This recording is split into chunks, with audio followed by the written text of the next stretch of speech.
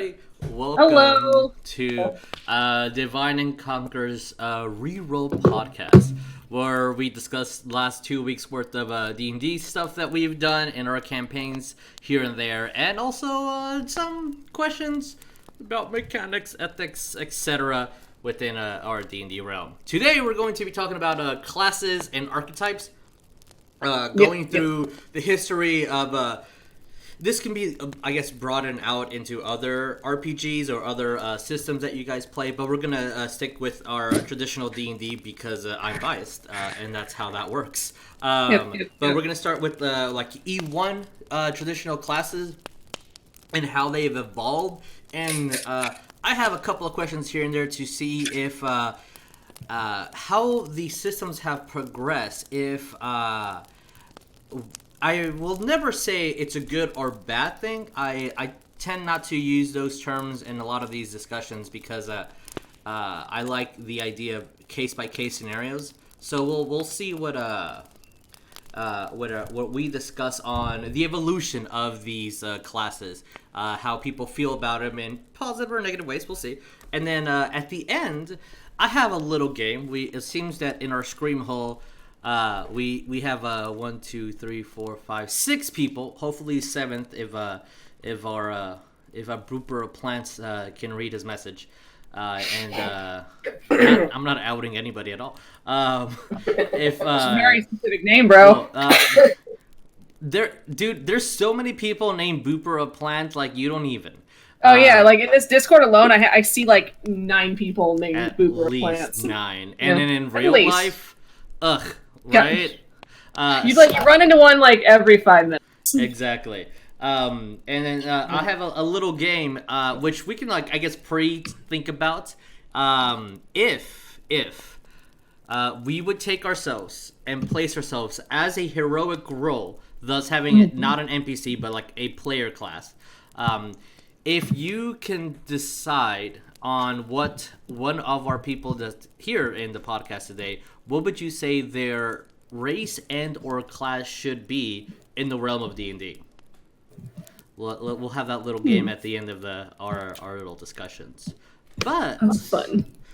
First, let's open up our combo to... does anyone have any questions to the players or DM throughout the games that we've been playing these past couple of weeks, either for Horde of the Dragon Queen, Hogwarts Prep, or which I don't see anyone from Hogwarts Prep here, or our Sacred World game. I leave it to you. As nobody as always, shit. as Right? always, my standard question for every week when it comes to Sacred World is, yo man, what the fuck? What? So that is a great question, but let's be more specific. What? Excuse me. What in the fuck? Okay, thank you. I needed that at least to narrow it down. I don't know. People and things have actual role parts, which we're going to discuss some of that in a bit on Okay. because this Friday you're going to see the exact reason why RP role-playing became a big part of D&D and elevated away from your stereotypical E1 dungeon. Yes, my time has come. Oh god. Do you have a specific thing that you wanted to... It's such a general question, Vic. Yeah, I know. Play of the game. I mean, I feel like that's a question that you don't ask the DM because the DM has to be unbiased party and everything. But I would just give, I guess, like just the general question of, who do you think got play of the game in last session? If I had to pick, I think it'd probably be Mumrock. I think his interaction Wow! That's the sense you could come up with. I think you know he. I mean that You really crit. did bring a lot to the table. So, I'll I will say, I don't know if anyone can pick this up, because of our play of the game, which, by the way, last week there was 2 great play of the games. I'll say the Harry Potter one in a minute. But Ariel coming in with that crit, one-shotting, putting all his divine points into that one attack against the big boss, which... He just microwaved him. Yeah, like, he had high HP, especially for a goblin. But not that much, as you guys can see. He was, I mean, a crit is a crit. Especially when Paladins crit or when Rogues crit, that's scary. That striker damage is insane. When you are, oh, I roll 6 dice. Wow, that's impressive. Now I'm rolling 12 dice. Okay, calm down. Can we add that sneak attack though? A paladin / rogue whose god is Oridamara. All the dice. All the dice. All the dice. Divine smite and sneak attack. Excuse me. Let me sip my tequila. I mean, that's a. Ooh, I want to make that class now. That's a nice build. That's a nice build, actually. I was thinking, that's pretty good. That's a pretty good. That's a good build. Hold up. Yeah, right. Yeah, because I need to write some notes. Yeah, especially if they have high charisma, the talkative one and the talkative one. But no. So when that happened, so actions in the world within y'all's game, it's like I write the story, right? And then depending on who does what they do will have specific interactions. Like, not that anyone noticed, the party did, obviously. The player, sorry, not the party. Orc that's axe was definitely resonating with that goblin. And now that the goblin's dead, that's it. That's where that ends. You can't go any further from that. There's other. No, I mean, you can do what you're thinking of doing. We'll see how that works. And you guys taking note from the Harry Potter game, you guys went into a location, killed everybody in that location, took all their gold, and there's still people that are living in that location. What are you guys gonna do? How do your characters feel about going in there, defending yourself against being kidnapped, etc.? Like that's all good, right? That you should defend yourself. You shouldn't just let a goblin eat you. I think that's pretty appropriate. But that's the appropriate reaction. Yeah, but going into their home, slaughtering everybody, taking all their gold, and then realizing, oh, there was families here. Oops. Ariel hasn't translated it yet, but the big guy kept saying many times, yo, we are fighting for something important. You cannot run. Ariel did eventually, as soon as the big guy died, scared or persuaded a lot of goblins to leave.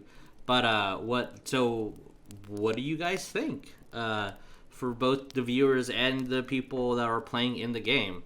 I don't know. What do you think of the situation? What does your character think of the situation? What the fuck did I get myself into? Yeah.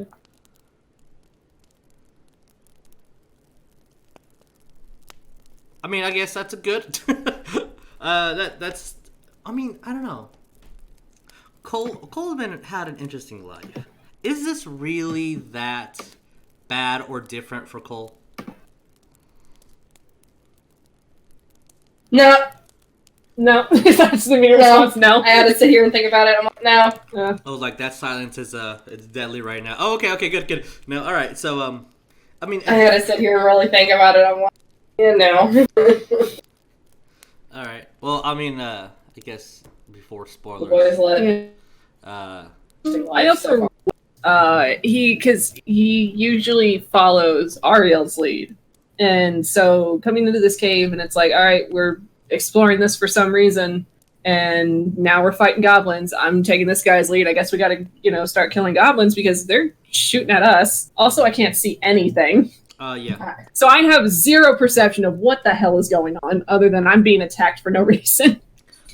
I mean, yeah. Let's showing up right in the middle of all those goblins, guys. Whoa!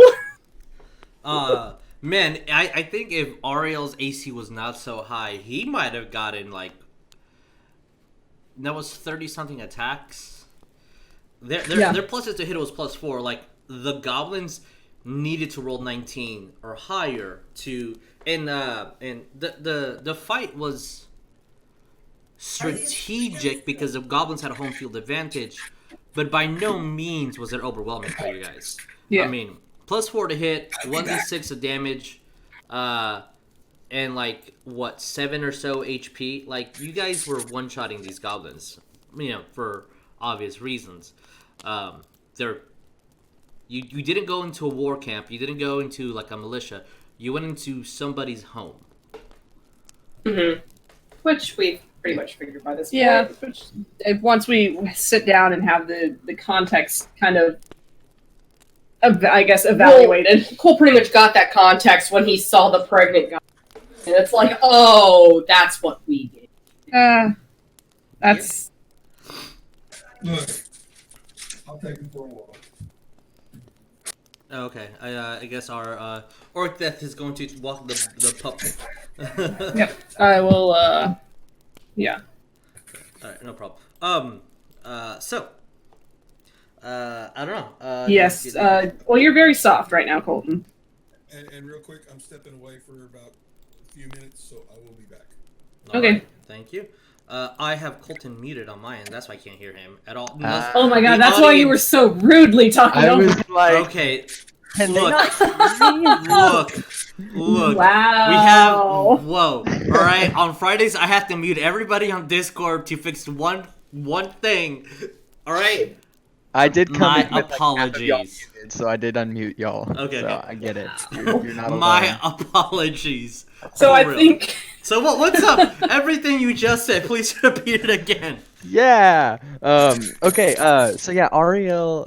I was pretty worried there to towards the beginning when I got hit so many times, dropped from like 119 or whatever I was at down to like 50 HP. Yeah, you took a lot of hits. I was like, ow. But I think if it was if I didn't have that reach that I did, I would have been I probably would have gone down, not gonna lie.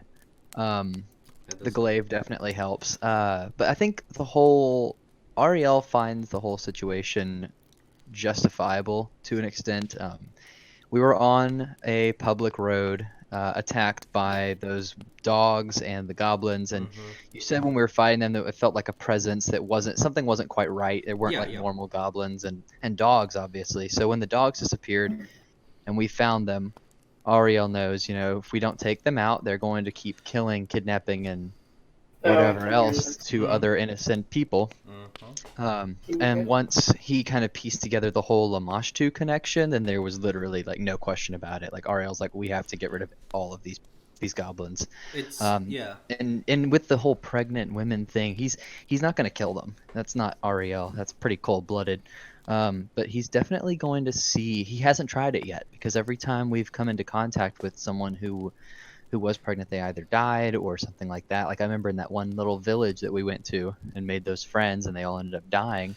Yeah. I did try to help that one woman to an extent, to no avail. But I want to try that again now that I have more power, I guess, and see if I can't undo what Lamashtu has done to the goblin women.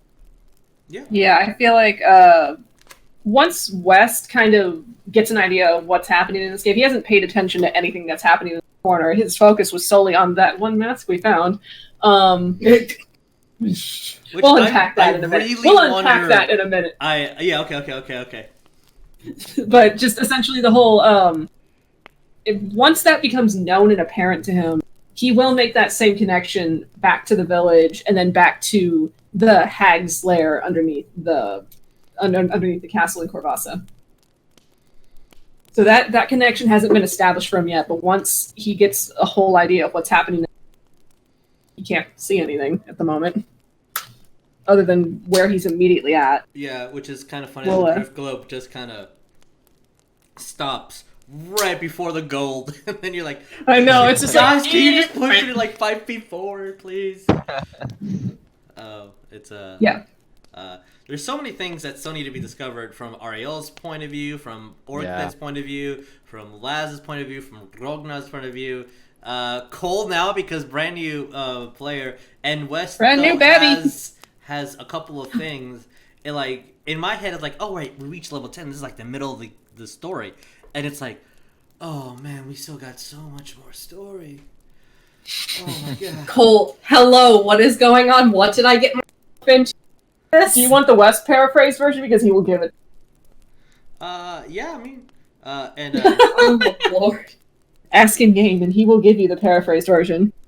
So I'm gonna throw a question at you guys that I will Yes. not answer because my position in that game. But okay, so the water that you guys have encountered, now the size of this cave, so 20 feet deep, 40 feet, 40, 70, almost 120 feet long. Water that cleanses and purifies from a demonic entity. What does that trigger anything in our religious individuals? Yes and no. I mean, honestly, the first thing I thought of when you mentioned the water and how West was perfectly clean. I was like, oh cool, I can sell some more. God damn it! Because I sold like a vial for like, what was it? Like so much. It was like a lot of money. Yeah, it was when that was mentioned, like, oh, Wes got out of the water and he was clean. I was like, wait a minute. I mean, I'm curious. He's what? Because I remember when we had first encountered the fountain. I believe it was a fountain. It was. Yeah, it was a fountain in the temple. And when I had Oria initially roll a religion check of, there are true neutral gods, which it's my freaking god and I can never pronounce it. Damn it. No, Greyhawk gods are a little bit weird. Like Olidamara, if I don't put like my like OG accent in there, I cannot pronounce that character's name. Parleran. That's Look, fine. forever it took me to just sit there and I wrote it so many times that I could spell it correctly without having to look it up.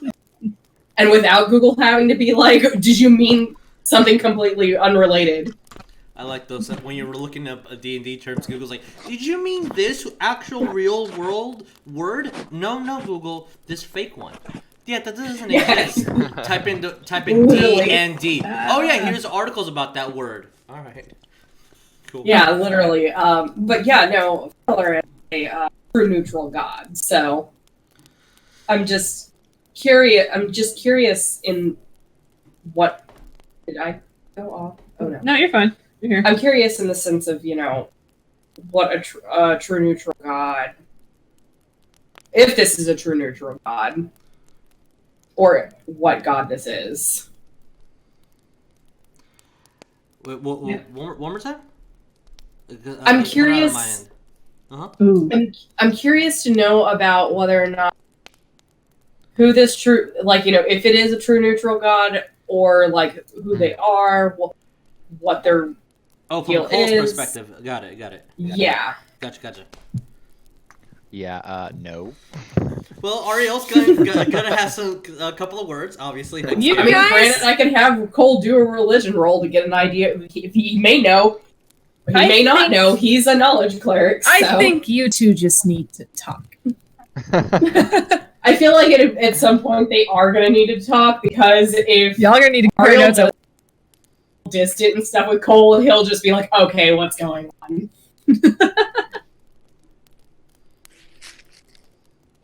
Yeah, I won't lie.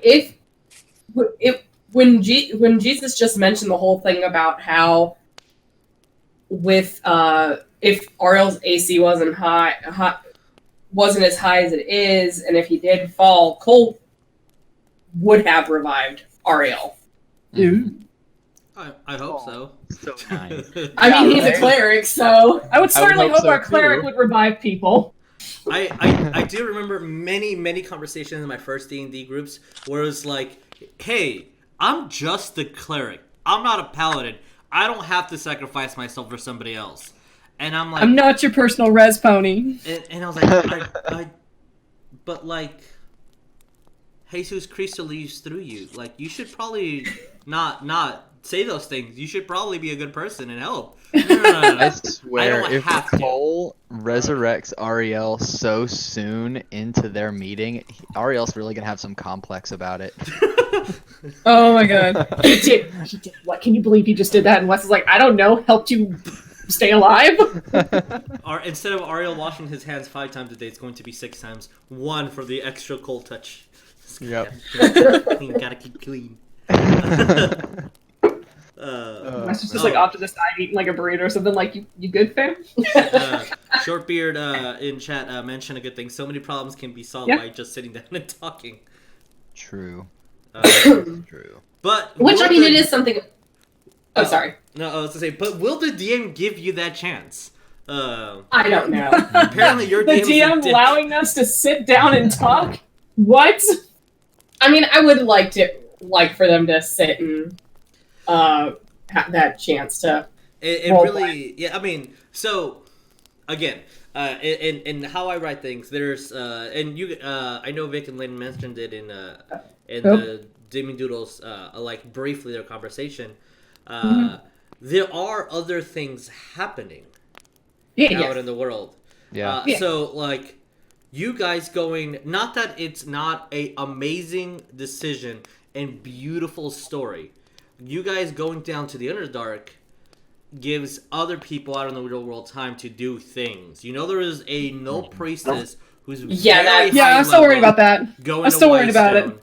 You I'm worried know about it. that there is some sort of witch in the swamps where the dragon died that gave Mumrock a lot of information, so much that he said, bye team, I have bigger things to do now that we haven't even begun to explore. And then there's the information that the dragon gave Ariel about Wes's head. And that doesn't even touch Cole's story, Ariel's story, Carabal's mother, doesn't touch Yeah, we're still on like every other character's actual arc. Yeah. And I love it. I love it so much. See, that's why, It's it's worrying, but driving also me fun. crazy because Ariel wanted to go to Whitestone so bad, for a couple different reasons. First of all, the whole Sylvia thing, and then Yeah. Buddy, she's just to say married. hi. I know, just to say hi. Like, I'm not a homewrecker. I'm just here to say hi. Hey, Oh, what's up? hey, you still your married? husband? Okay. I know. Oh, he's really cute, angel wings. I know, just from actual heaven. You know. From actual heaven. No, I mean, I would like to meet her again and just check in, see how she is. But then also the fact that they have the biggest temple of Palor there, Yeah. another big thing, and to check there and see if hopefully Asmodeus's presence or influence hasn't reached that temple, like the one in Kravasa. And there's other arcs there to try to breach that specifically towards Ariel, just like a little maybe a little DM poke reminder. She was following a god that passed. That god's influence in the world does no longer exist. Her cleric levels all went away as soon as Lilith died. Not Lilith. What's her name? I forgot. But it's a favorite Lyra? The goddess of Lyra. beauty or whatever. Lyra. Yeah, There we go. Lyra. As soon as Lyra was extinguished, thanks to the help of an angel and Lamashtu, all the clerics in the world of her do no longer have the divinity that they used to have. So like, Oh shit, that's actually a really big deal. what up with that, bro? Yeah. Yeah, there's things Ariel needs to take care of. And it's hard because right now I am in the middle of the map compared to the 2 places I want to go. Oh, that's true. Yeah. I need to go north to Whitestone, but I Like- need to go south for backstory stuff because that's where I was like originally from in this area, I guess. Like in all like meta-ness, Vic really wants to go north to Whitestone because I want to see what's happening, but Wes does not want to go north. There's So there's some- unfortunately, he don't want to go north. He can't. if you guys do go to Whitestone before this whole Backstreet Boys World Tour is over, like obviously we're gonna go there because that's where the characters want to go and that's where the persona Yeah. progresses. But I swear to our Lord and Savior that if you guys go up north and all the miniatures that I purchased for going up north do not get seen, I will cry. Okay, I- Underdark Adventure it is. Don't let that persuade you. But I bought a $7 miniature. Thank you. I mean, Do whatever you want, bro. For real. I sit here and say it's funny, but no, I won't say anything. It's okay. Okay. All right. That was cool. very mysterious, Cole. That was very mysterious. No, there is a place for Cole's backstory to go, Uh-huh. but I won't say anything. Why? Oh, come Is it on. I because just it's- said something. Why, Cole? Because it has to do with a character that's with us. Well, it's in an area that had to do with a person that's Oh, no longer I know with what us. you're talking about. I know exactly what you're talking about. Absalon? And my Yes. yeah, my answer. Yeah, that's where I want to go too because I, you know.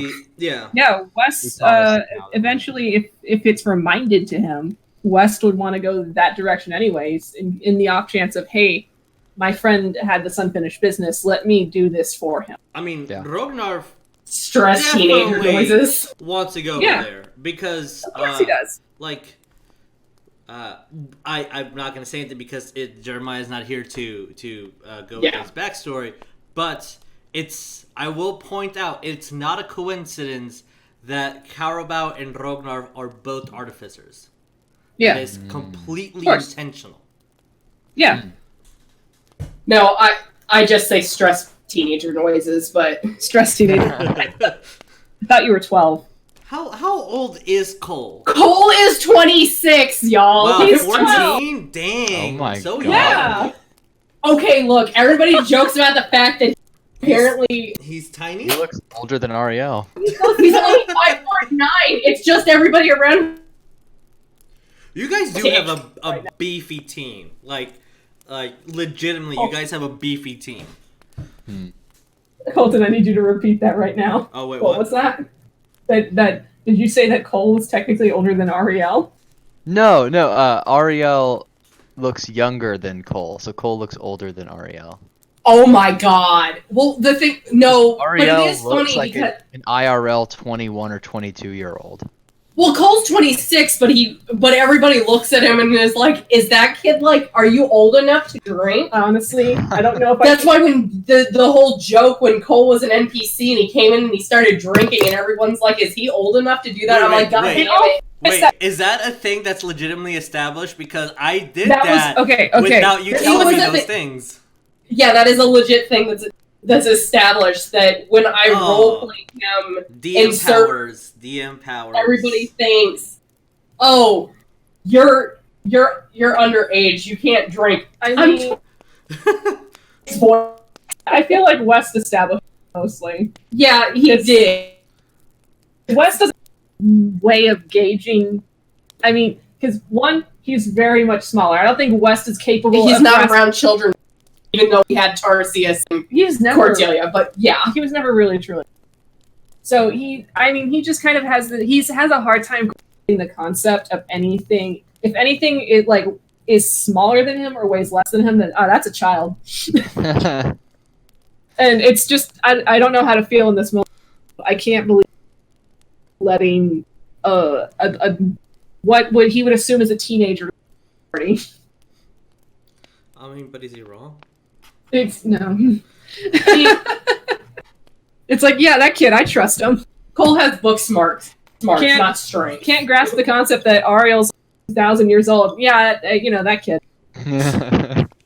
Cole's literally a walking mamish of a He's cell. a child. He's a little child. He's little. Did you know? The babushka. Babushki. But yeah, no. Yeah, he's from Absalom, so Okay. Upsalo's a good place to be. Fun fact. That's like one reason that Ariel needs to go down there is to help Cal, but then he has his own backstory stuff. There's like multiple reasons really that Ariel needs to go down there's to quite a bit of a character interaction that you need to go to the Absalom. south. But that's why he wants to get the north taken care of as quickly as possible, because he only has one really important thing to do up there, which would be that null priestess, and then like Yeah, two that's kind of minor things that he needs to take care of, and then I don't think there's any real plan to go back north anytime soon. So it's like I want to get that taken care of, so then we can focus all of our time down south. But no one wants to go south, and north, and I'm having a really hard time convincing West to go north. So I'm like, fine. No, I'll just go into the Underdark again. Yeah. I don't know, man. I just have bad vibes about the North. Can't tell you why. yeah. And I'm sorry but then again, that was a thing that I already pre-established when it came. I was like, okay, if anybody wants to go back to the Underdark, Oria's not going to follow. I mean, yeah, it's that Tony Stark moment. Like, I'll help you, but I cannot risk losing what I already have. I can't. Yep. It's like she already lost her husband. Yeah, She and I just get did- that. That's Ariel feels the same way. He doesn't want to go back to the Underdark right now because he feels if he dies, I mean, that's it. Taylor told him if he dies, then sorry. Taylor said, "You done fucked game up." over. It's So it's like I have so Don't die. much. yeah. He has so much that he needs to do that's so much bigger than him, and he feels his death would impact the world, really, the entire plane negatively. So it's like he doesn't want to go down there, because if he dies, then that's it, and millions could die, in his opinion. I mean, fair. But at the same time, so like he has a plan for that. He has a plan, and we'll see that as we go into the Underdark. Which also another thing that needs to be pointed out, because it was such a brief and fast thing. That if the players saw that, if not, then here's what happened that one day where everybody had to leave the room. Ariel was revived in Mount Celestia cell by cell. Yeah. Mm-hmm. Why did Paylor do that? Is it Taylor's got an agenda. that Yeah. like I'm That's my theory. excuse me. I'm sure like Ariel's just like thank you. Let Thank me you, let sir. me continue the to spread the good word. But has that crossed Ariel's mind in any way? Like Yes. why was I picked out of the litter to Yeah, do this? he does wonder, because he's like, Paylor knows that Ariel is not. I mean, there are more people out there, humans, mortals, that are more devout to Paylor than in ways that Ariel is not. Ariel is very devout. Obviously, he built an entire temple, and you can't say that about a lot of people. Yeah. But Paylor knows that Ariel's main goal is not to live, breathe, and die for Paylor. It's to return to the Arborea glade, or the glades of Arborea, and to sit on the seat that Lyra had once sat on. So it's to become a god himself. But that I kind of played that in with my oath too, because I had found that one oath that I showed you, the oath of the Pantheon. So it's about you believe in not just the existence of one god, you worship and believe in multiple different gods. And I'm like, that's the most fitting thing for Ariel, because he's from the celestial plane. He knows that other gods are real, and he has worshipped two so far. So I'm like, that has crossed his mind. He's like, this doesn't happen often, obviously. Why exactly? He thinks maybe he's chopped it up pretty much to Paylor understands that Ariel will do what he needs to ensure Lamashtu remains in the abyss, essentially. So I feel like Ariel thinks that that's just Paylor's way of using him as a tool of the divine, essentially. I don't think he's really thought too much more into it other than that. For sure. I like those responses a lot. Yeah. It makes me happy in the stomach. I have like a lot more to say about Paylor and Ariel and all that, but that's for another time. We have many more podcasts in Yes. the future.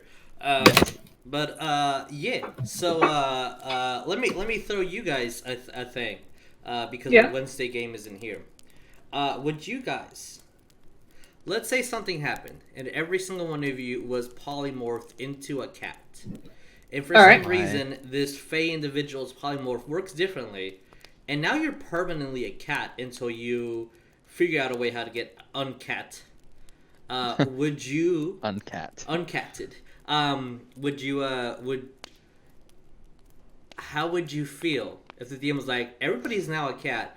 You guys cannot communicate with each other with talking. I need you to mime and tell me what you're doing, because you're a cat. How would you feel about that? As the DM, I'd be fucking delighted to play that game. Are you talking about like our characters as in like Sacred World that we're or Just just in general, I guess it doesn't really matter. I thought Cole was already a cat. Yeah, I was about to say. I'm like Cole's already. Cole's I could have sworn Cole technically was a cat. Yeah, the Wednesday group was one polymorph away from all, one charm away from all being polymorphed into cats. Yikes! And I was Holy like, moly! yeah. So talking about MVP of the game, Jericho did not roll anything below a freaking 19 on all his charisma saving throws. Holy crap! Yeah, that I'm glad Yuli's rolls don't bleed into that game. Huh? I'm glad Yuli's rolls don't bleed into that game. Right? Yeah. Maybe that's, Hey, Yuli's actually been rolling pretty well, so maybe that's why Yuli rolls so bad in your games, because he's using all the good rolls on Wednesday. That might be it. good God. Yeah. But yeah, do you guys have any other little things for Friday's game specifically before we move on to the other games and then to our topic of the week by week? I don't mean to toot my own horn, but I thought that Gia spell actually was pretty damn impressive. Okay, Cole. If you did not damage that creature, I would have been like, all right, you guys have a tankish 9 foot tall, shape-shifting, charismatic wolf that's going to help you. Well, my biggest thing is the fact, well, I will put it this way, how Cole looked at it. Mm-hmm. Okay, here is this wolf creature that I have kind of under my control. Okay, majority of the threat's been demolished. Nope, it's still going to keep attacking the goblins, because I told it to basically do that. Yeah. And then looking into the cavern and then seeing the goblin women that were pregnant, and it's like, nope. But Putting into but did you command it to stop attacking? I unless it was it was, I don't know if it's because, again, the Gias spell is new to me. I thought once you made a command and you stated the command, I thought that was it. I don't know. I'm not telling you the spell was wrong. I'm just saying, did you ask it to do anything else? No, I mean I didn't ask it to do anything. So that was just the way how I was looking at it. You did nothing wrong. Don't let Jesus intimidate you. I was just I'm very intimidated right now. Cole's over here like, was this on the test? I didn't bookmark that page. Professor was at Literally. Professor, please. Yeah, no. Literally, like, when I look and read my spells, I probably do panic, probably like how Cole would, and just be like, okay, I got this, cool. Shit, now it's gonna keep attacking every goblin. It's like, crap, I mean, Whoops! guiding bolt. Literally. it Cole gives just us- happened. it in all gives your fair, Cole- character more livability. You're not I calculated and pursued what the next 3 actions are because I have 15 minutes between my turn to think about what I'm gonna do. No, it's you're acting, you're instinctual. Yeah. I like it because Cole. It makes me think of Cole as like that really overworked undergrad student Basically. who just really wants to hit that 4.0. Oh my god, I know so many people that will love Cole even more thinking about it as undergrad students. Oh Yeah. my god. Undergrad students work so hard. He's just trying to do what he can. He's just trying to. He's just Being a good trying boy. to. Yeah, I've not met an undergrad student who is not panicking, depressed, or becomes an alcoholic for their midterms 4th. God. Yeah. Yeah. But all right. Any other little things for Friday's game before we move on? No, I'm good. All right. So what about Horde of the Dragon Queen? What up? Yeah, what's up, guys? Does Look, that lizard Sad lizard man alligator running towards Grayson was great. Lynn, you good? Oh, I think Lynn's I mean, muted. yeah, no. Oh. Grayson, how are you feeling? Well, send my regards to that guy at the warehouse, I guess. You still need to send me that letter. I told you the gist of it, but I will actually Yeah, write yeah. it out and leave it. That's a good letter. I want word for what he's Okay. Okay, I can do that. because Grayson's gonna write a very interesting letter behind. I really.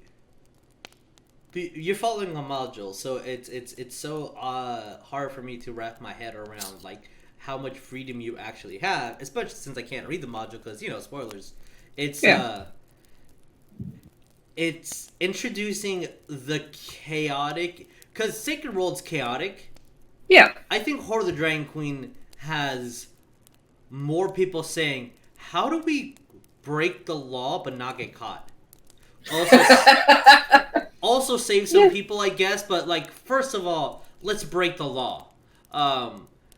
We have 3 pirates in the group. One person who... I think everyone's now technically a pirate. So we have a slew of individuals that are already outlaws. One Yes. whose parental role model in the shadows is legitimately one of the biggest outlaws. And we have Bergerai, who will not hesitate to kill somebody in plain sight for his own honor. It's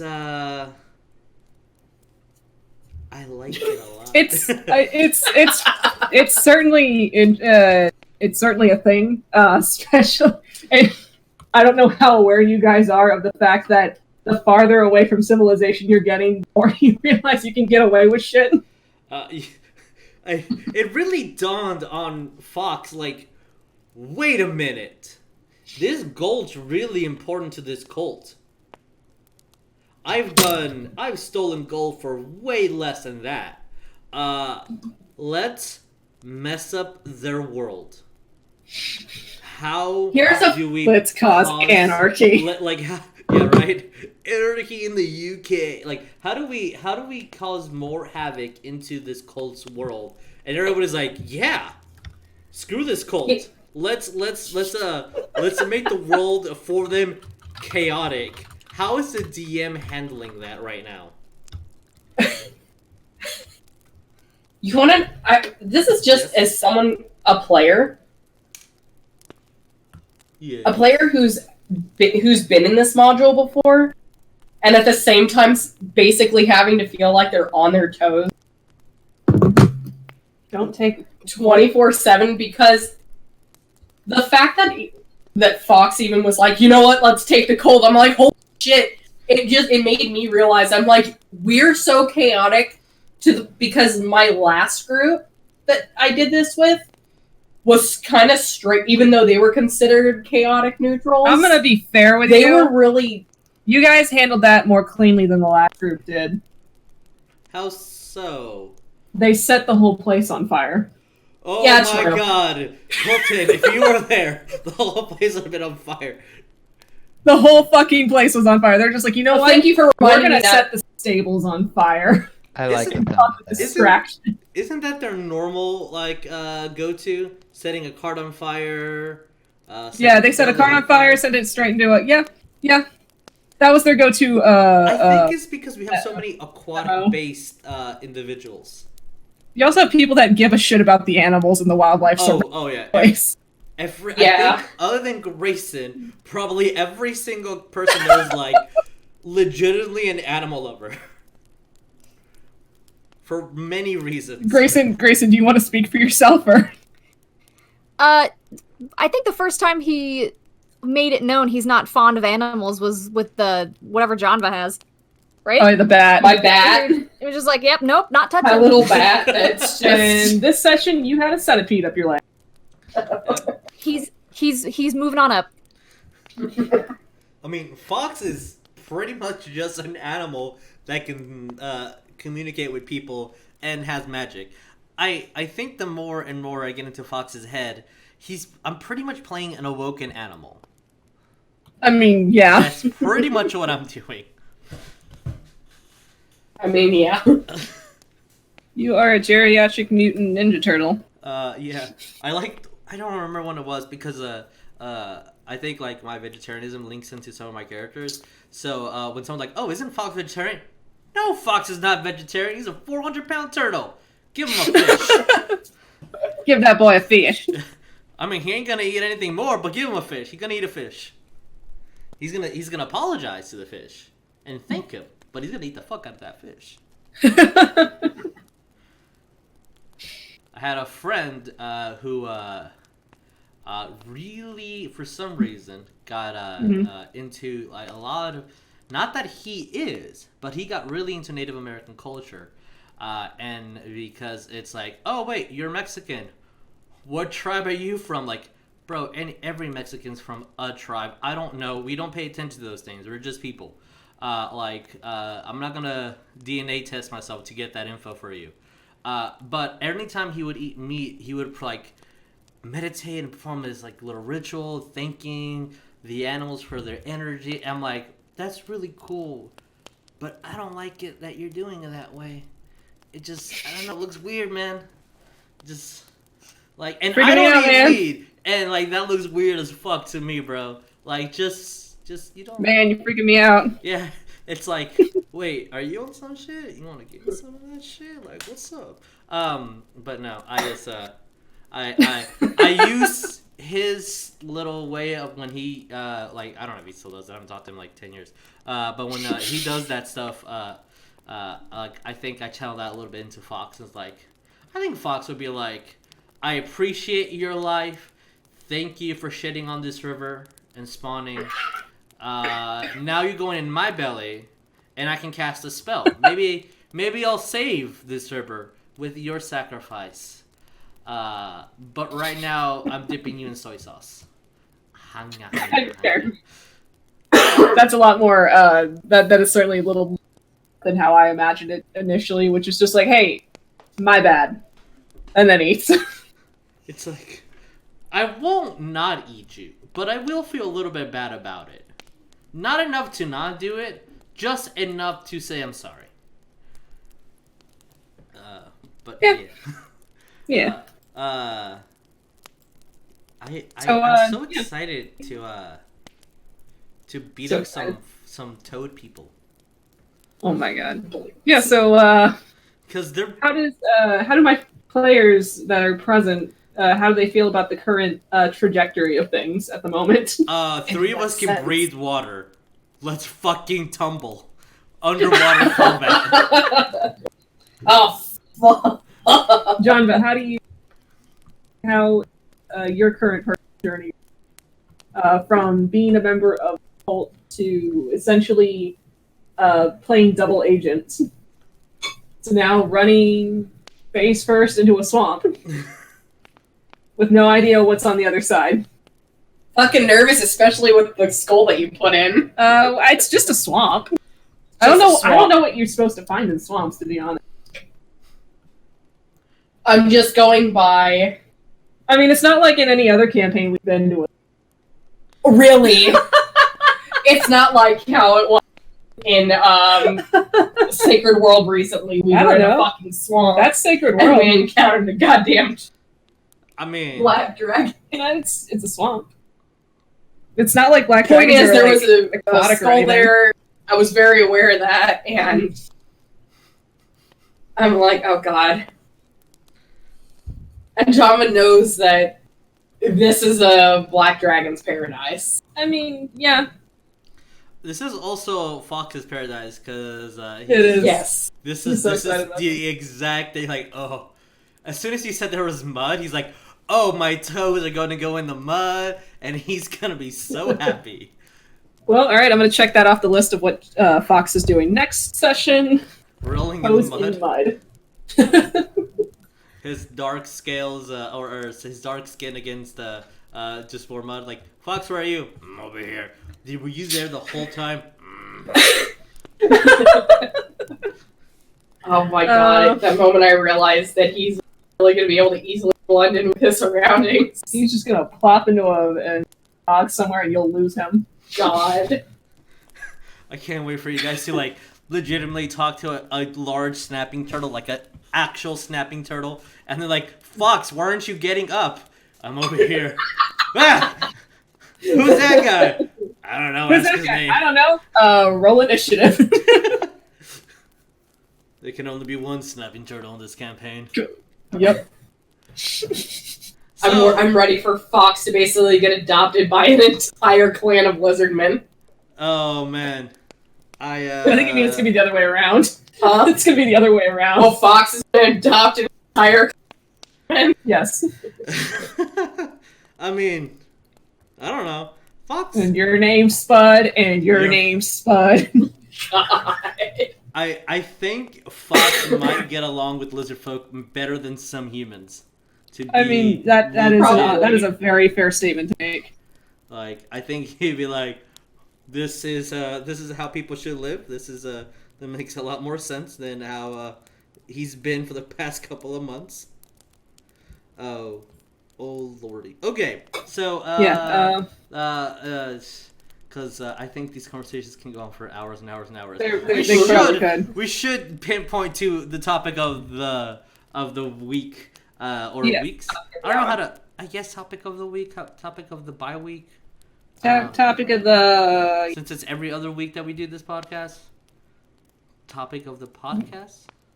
topic of the The topic of today is classics. yes. So let's go a little bit back in history. Originally in classic Dungeons and Dragons, the original box set, right? There was 3 classes. There was Fighting Man, Magic User, and Cleric. Obviously, Fighting Man was your heavy melee combat. I'm pretty sure there was like no spells. Magic User was magical abilities. Casting spells but not being strong in any way.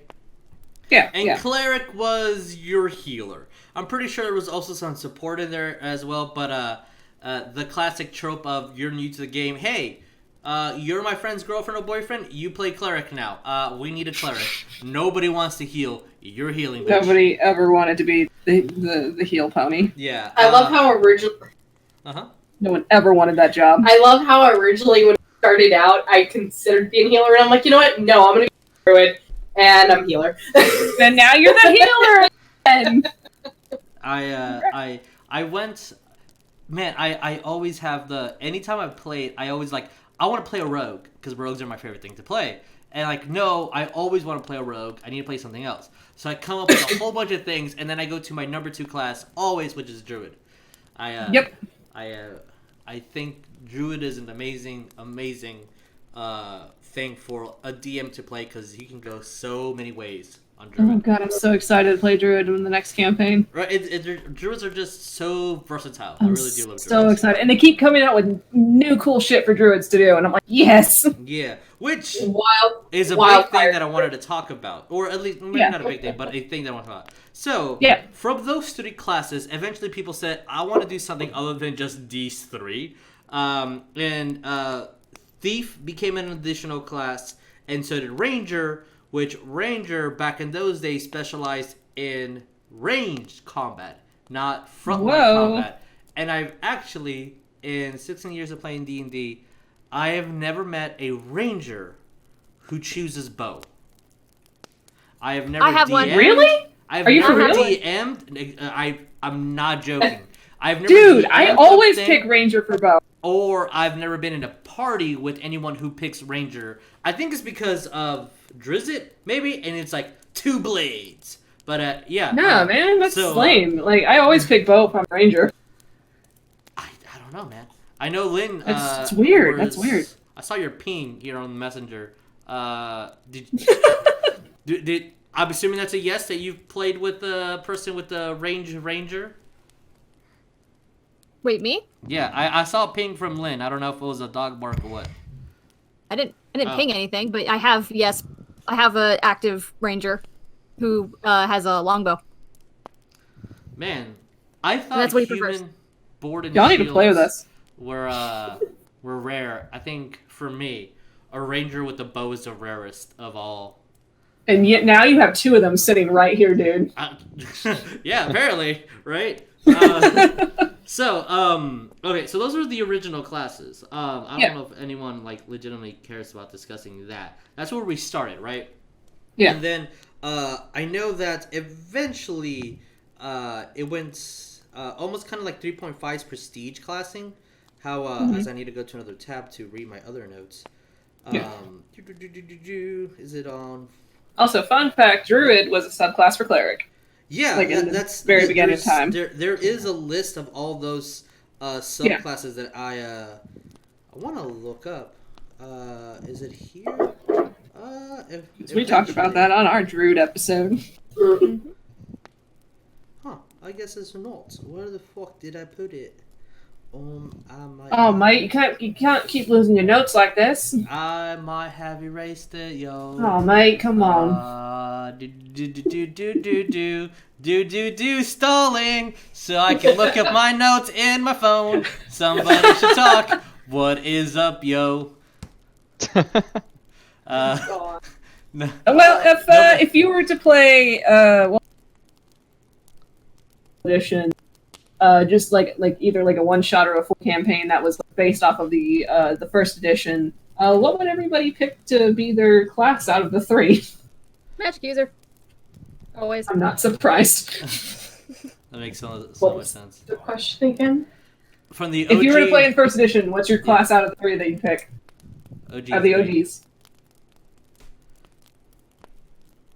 Wow. That was just staring at me. I Just think staring. I would I would probably- pick Fighting Man because that's just me. I think I would also pick Fighting Man for one reason. I think Fighting Man would be the sacrificial class. Like that is the person that puts himself in risk, and I see myself doing that a little bit more than because I DM, so it's like I'm okay with me sacrificing my character because I've done that on a couple occasions here and there. So I found it. I clicked on Bard, and I should not. Sometimes it's scary how similar we are but then I remember that you're technically devil. It's technically what? Because I thought it was funny. It's like how thought process for the Fighting Man, and I'm like, then I remembered you're just a tiny little devil living in my head. Yeah, it is. Okay, so here I found it.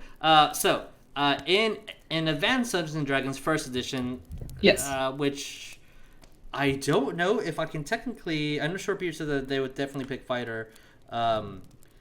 Is Fighting Advanced Man. Dungeons and Dragons First Edition technically considered Second Edition? I don't know. I don't know. But I don't know, bro. I wasn't alive. in the player's handbook, afterwards, Bard became a thing. Yep. Which then Druid you can subclass into. Cleric can subclass into Druid. Monk didn't have the subclass. Thief had the subclass of Assassin. Fighter had the subclass of Ranger or Paladin, and Magic User had the subclass of Illusionist. And then I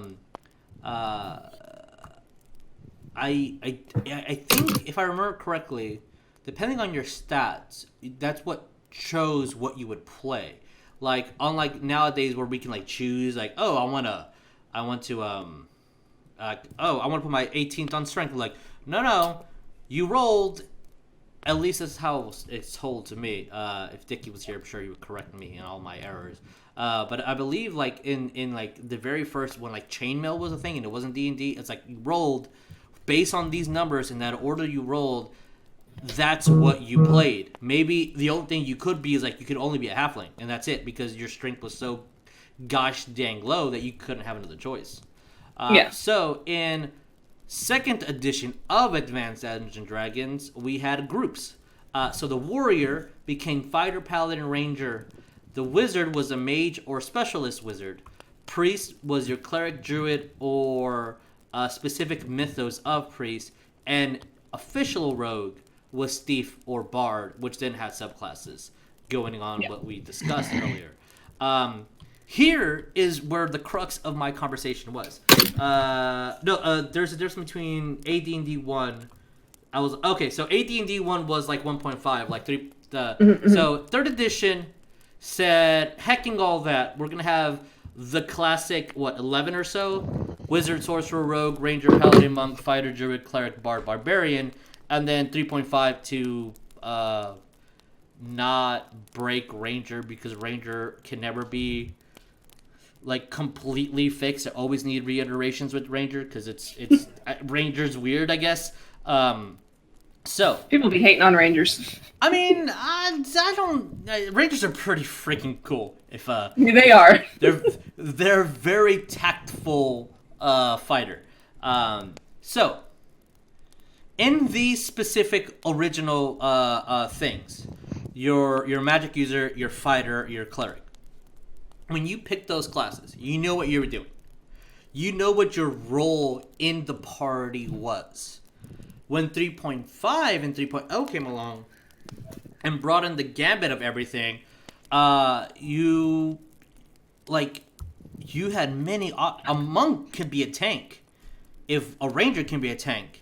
Heck, I had a half-orc rogue who was the tank of the group. He pretty much functioned like a barbarian, but he didn't rage. He just sneak attacked and was a bully the whole time. Good lord. So my question is, when you have roles, 4th edition kind of went a little bit back on it, having like leader, defender, striker, the controller. I know that as more classes got introduced, more roles need to be fit. We have the traditional, you need a fighter, you need a cleric, you need a rogue, and you need a wizard. You have those 4, you pretty much have everything. Because you had your arcanic magic, you had your divine magic, you had the sponge, and you had the damage dealer. You also had a skilled monkey in there. So like the more that these things branch out, the more that the classes start getting muddy, and you can be a monk who is a tank, or the druid who is a tank. Or you can be a warlock who is a glass cannon. Sorcerers can be glass cannons. Arcane tricksters can be a glass cannon in a specific way. But what? Dungeon Magazine said in 4th edition that assassins were considered shadow as their... Oh, it's a power source. But that's dumb. 4th edition, you're dumb. Nobody likes you. Go home. You're drunk. But nobody likes 4th edition. So... There's like one person that likes it. One person does like it. I mean, I enjoy DMing 4th edition because I thought it was really easy and rudimentary. I never played through 4th edition, so I have no opinion on it. My if anyone's playing 4th edition, my advice to you is, you know, when you're building your class and it says, hey, you should really put all your points in wisdom or charisma or strength. Do that, because if you don't, then you suck. Because now everything relates to that skill. Hey, I'm a fighter. I need to talk my way to something. What's your strength? +4. You're a great conversationalist, but I'm a fighter. No. This power says add your strength to charisma. Oh, okay. What sense does that make? The card said so. Cool. Yes. Uh, Damn, West is the most charismatic barbarian ever. Shortbeard, was 4th edition your first edition? I'm sorry. I mean, I hope you had such a great time. It's so good. I love it. Like I said, I can't have a variant opinion on it because I've never played it. Yeah. So, with all that, first, before I just ramble on for the next hour, because I'm really good at that apparently, I should never play a bard. Yes, you should. Does anyone have something that they want to say before we move on? So we've established that there are specific roles. And within like the tank, we have the damage sponge, which like I would argue that Wes is a damage sponge versus Reefer being the striker. Reefer does damage. That is his class. His build is to do damage. Oh yeah, definitely. Wes is to take all the damage. Because every time I'm like having Wes throw a swing, he's strong, but he's not doing as much damage as I could be doing. Like, but when it comes to him taking hits, it's like, oh, what's that? I'm gonna take like 30 damage. Oh, it's 15 now. Okay. Yeah. Ariel would be a great, I guess, overall tank because he does do good damage, and he does, and his AC is high enough, and his HP because of his paladin levels to like absorb a lot of that. But he doesn't want to stay in the fight. That's not Ariel's position. Like, I think Aurea and Cole are great controllers. They manipulate the battlefield and they change the tides from the DM quote unquote winning that fight to the players winning that fight. It's everybody has. Oh, sorry. No, because I was like, I'm looking in the sense of the fight that we had with the Kraken. Oh my god. Because Aurea was doing a lot of damage until she got. Aurea was doing a lot. And then, like, heck, and even like in our last fight, like we were, it was. I wasn't gonna say that it was like a life and death situation, but Cole dropping a Gigas out of nowhere did make a difference. Yeah, you controlled one of their tanks, their strikers, and used it against them. And having that extra person attack completely changed a 4-hour fight into a 3-hour fight. When you say it like that. And I mean, and then if you take it to like, oh god, I'm trying to think of an example for Horde other than Fox. What Who can about just pull 8-hole? You can pull 8-hole panthers out of your ass, man. Yeah, but here's the thing. Like from DM to DM, here's the thing, yo. Hit Fox in the face, he'll lose concentration. Actually, he took a feat to get advantage on concentration rules, but that's a different situation. Noted. It's almost like I built my guy to be in the middle casting spells. That's that's how he's built. He's roleplay like an asshole, but that's his other things. Well, that's roleplay. Roleplay is different from combat. Which you can add the flair of roleplay into combat. That makes things a lot more fun. Oh, we have a staff. Steph is here. Steph! Gonna try to see if it works for me. See if it works. Okay, they should be muted. Speaking of reading things, we have things in chat. There what's needs up? to be a D&C Bard. Yeah, I think we should do a one-shot bards, all of us. Or an all-orcs, half-orc orchestra. Yeah. Try saying that fast. Oh my god. Orchestra. I did read a Can I play the French, please? Yes. Well, if we do that, Colton, you need to bring back your firebender. Yes. But for a short time in the first campaign, we had what was the movie that came out? Our hunk, Hugh Jackman. What was the name of the movie? Which one? The Circus. Greatest Showman? Yes. When Greatest Showman came, everybody in the party was like, we need a circus like the fuck now. And Oh so my god. we had a bard who was a drummer, we had a sorcerer firebender, we had a ranger who was an animal tamer, and it was great. It was Traveling acorn. the traveling acorn, which is funded by a certain person you guys know. That kind of has a shop shaped like an acorn. Yeah, isn't that Holy funny? fuck. We gotta go find it right now. Go find this. It circus. is amazing. I mean, T the Y's original thing was he traveled in a cart that was in shape of an acorn, and like our 3.5 campaign when I had T. T and Jamal are OG NPCs. They're my nurse joys of the game. Aww. It was Aw. because we were like, I don't want to come up with characters over and over again, because we had so many games that just started and ended for various amounts of reasons.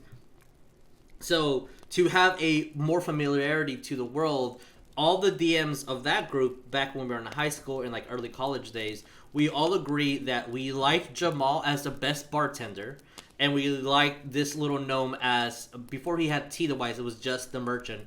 We had that little merchant as the person that would sell things to us, and they were always traveling. Every bar you went to, Jamal was there, and Jamal remembered you in every single bar. Aww. He was the nurse joy, and T is a traveling merchant, so the whole point was you're supposed to find him everywhere you go, but it's not so realistic when we put so much realism into our world. But yeah, that's another story. Well, I mean, he's got a whole stegosaurus pulling his cart now, so He does it's have a whole me. Stegosaurus pulling his cart, which I'm so happy that this whole Backstreet Boys reunion tour is happening, because I didn't buy a Stegosaurus miniature the correct size at all for this. That cost me $10 that I could have just not done at all. Totally not totally happy about that. I'm not. No, I mean, yeah. I'm not a PO. No, I'm not upset at all these things. I love pretending to care. So back to our thing. Yes. And going into more like colonial, I guess, wording.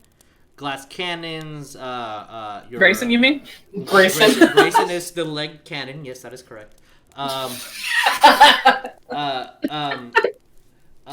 The skilled monkey, which I love. I love monks that become the skill monkey, which is, what's up? What do you need me to do? Out of combat? Fucking got it. And then like negotiation wise, you have your diplomats, your bards, etc. Like I love Ariel. those things. Ariel's a great diplomat. He's got that charm for days. I But, try.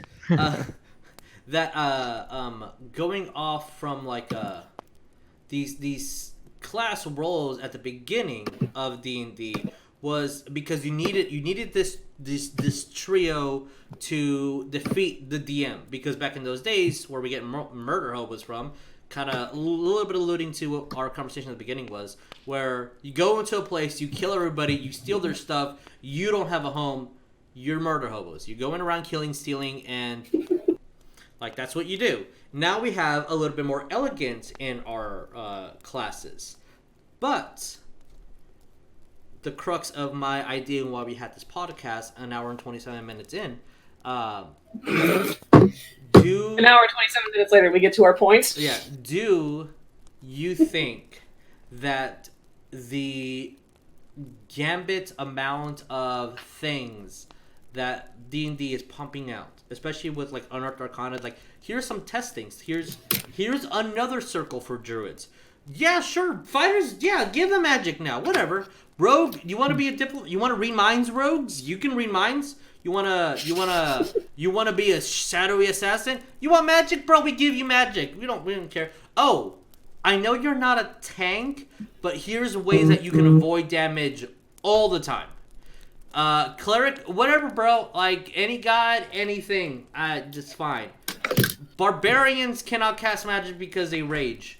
But what if we give them elemental magic? they're not controlling it. They're just so pissed off that they just explode fire now. Son of a bitch! Why didn't I pick that one for West? That'd have been a little too much of Son the of a nose. bitch!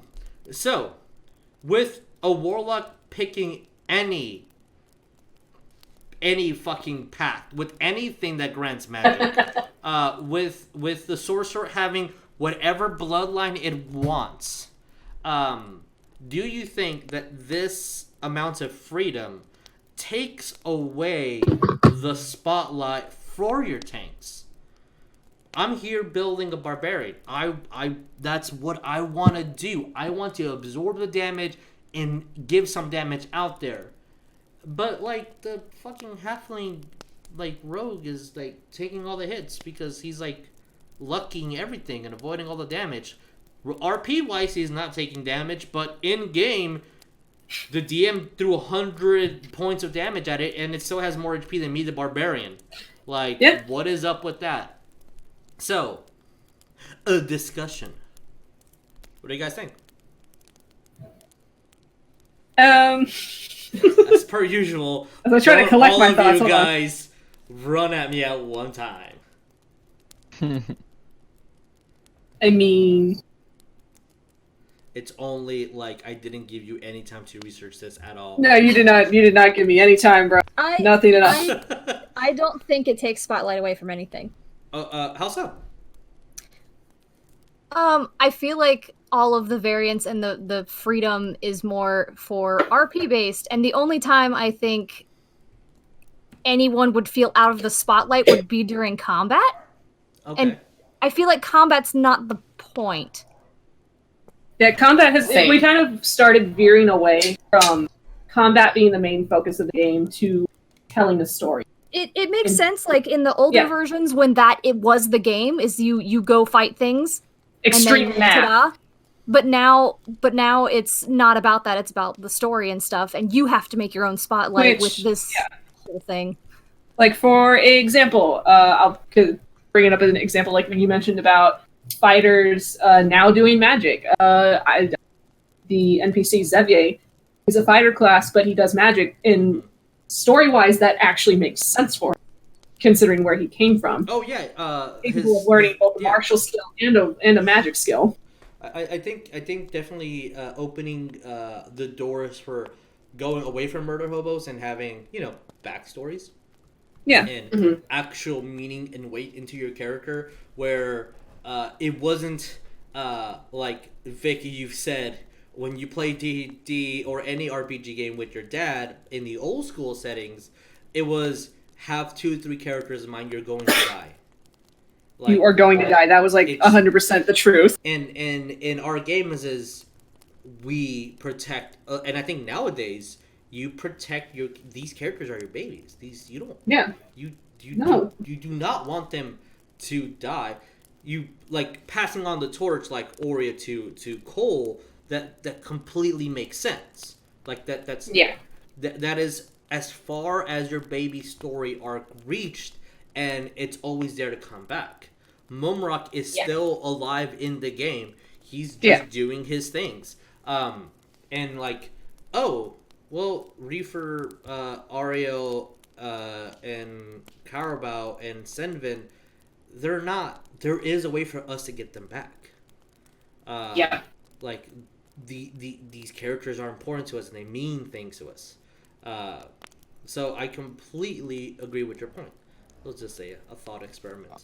Ariel's not like getting his hopes up in the whole Underdark adventure to save everyone. It's like when he was talking to Paylor about it, like he was wondering, is Calrabao here? Is he with you? And he said, no. So Ariel's not going into this thinking, I'm going to go and I'm going to bring Calrabao back to life. I'm going to bring everyone back to life and we're all going to be best buds again. He's going in thinking, they're gone. I need to see if I can put them at peace, essentially. If he can bring them back, then that's amazing, and he'll try. But he's not going in thinking that's what he's going to do. And I have thoughts of this. Yeah. When I have thoughts of this for West and West's current mind state for this. but I'm definitely saving that for play because know. it's something to definitely pick at. Jeremiah has definitely said his opinion about that. Yeah. I will refrain from speaking it until if it comes to fruition or if Jeremiah wants to say it. If someone would be gracious enough to read our private chat, and then I know there's a lot of messages in Alright. on Sure thing. on Alright, so from our good Fifi and Fifi. Sonia. Steph says, in my opinion, I think other classes being able to tanks is what makes it personal, not having to be locked into a certain class if you want to take and give a lot of damage. As long as it's coherent with your character, then do as much damage or etc. as you think they would. No, I agree. I also think that the idea of communication with that would be great. Like, as an example,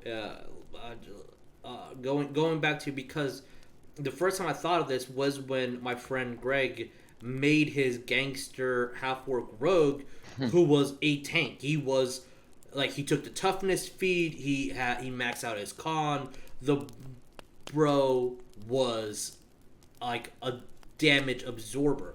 And because he was such a striker, he got a lot of attention. And like, that was the first time someone was like, "Oh man, this rogue is out damaging the barbarian and out absorbing the barbarian. God dang, good job, Greg." I mean, roles and like how we misinterpret memories because you little thing, you actually don't remember exactly what you think you remember.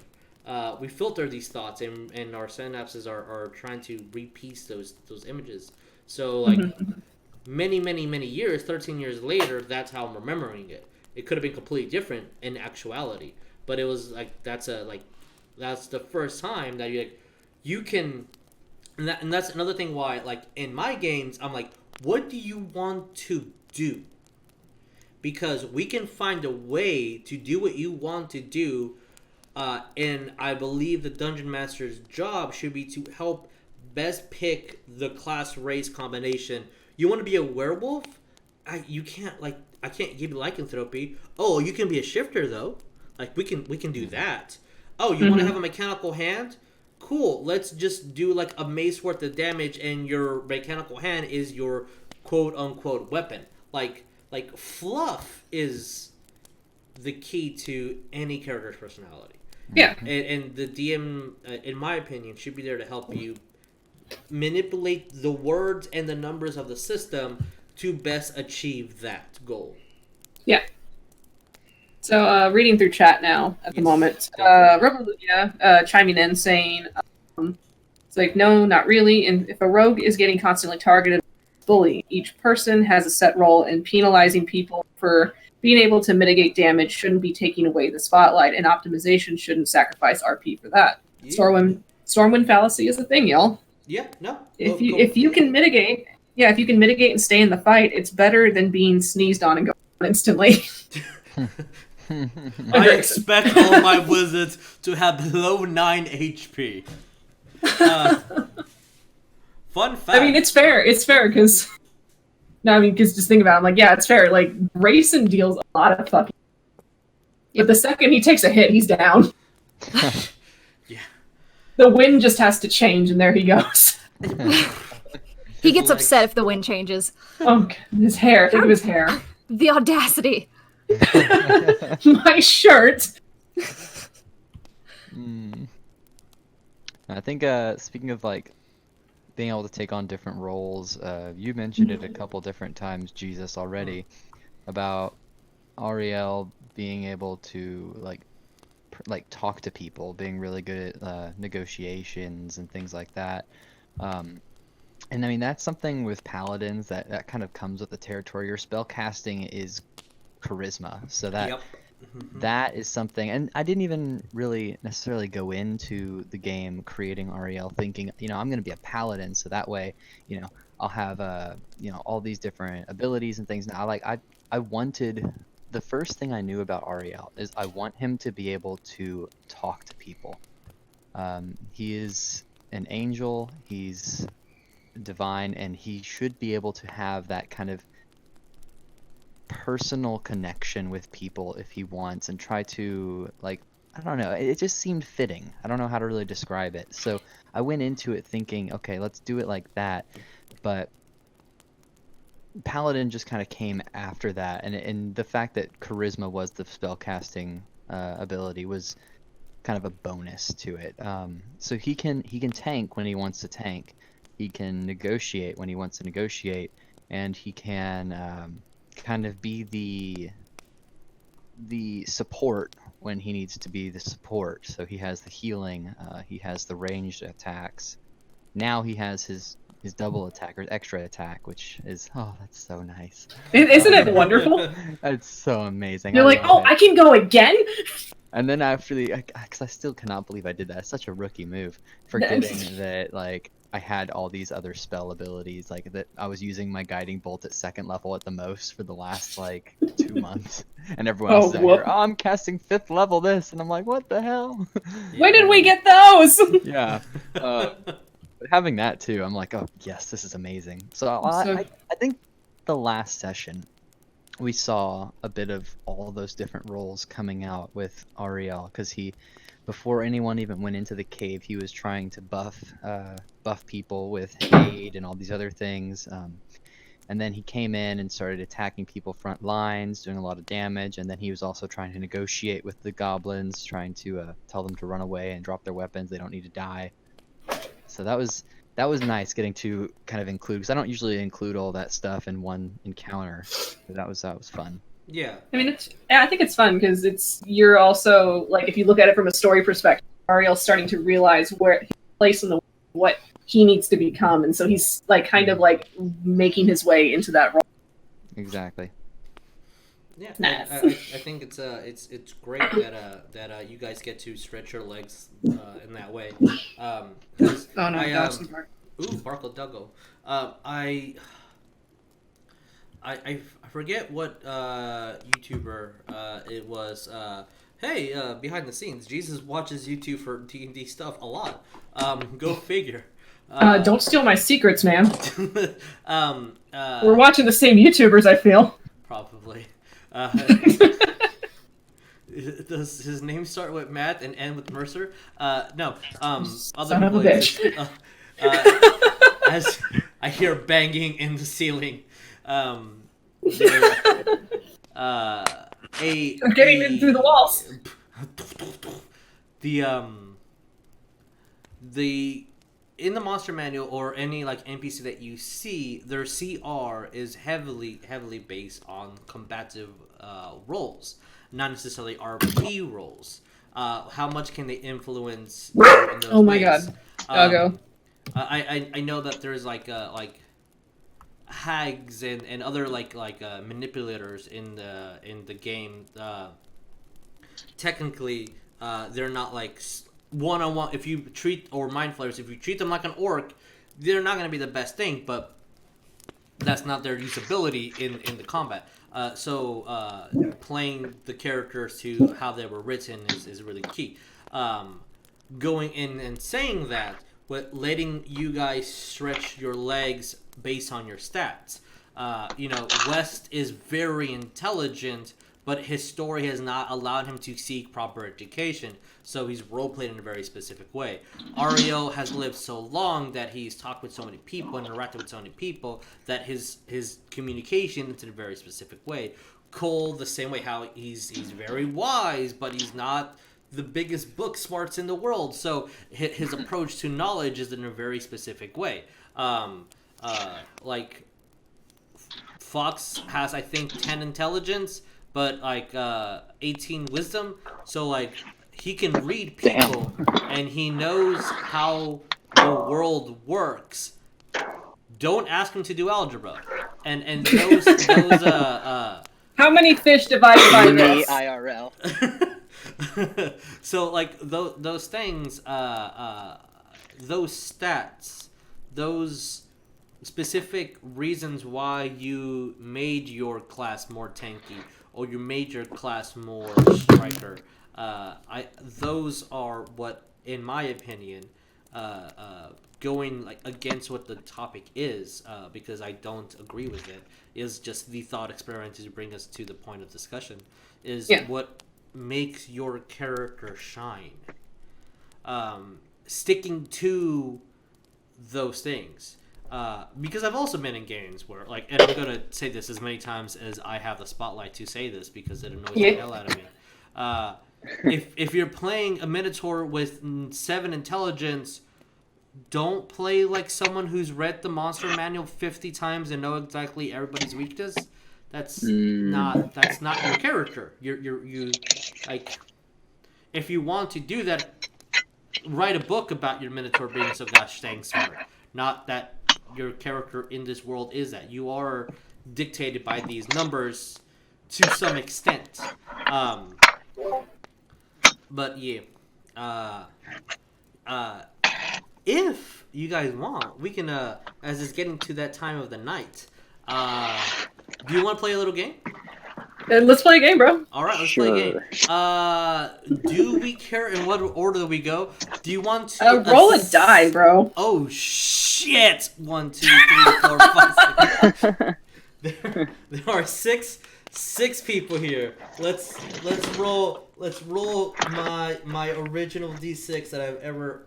I'm finding it. Oh, here we go. All right. As we go. 1 being Colton, 6 being Vic. Do we? Yeah, these are Vic, Tabitha, Fifi, Wizard, me, Angel. Okay. Wizard. Should just said legs. Legs. All right. Here we go. So everybody can hear.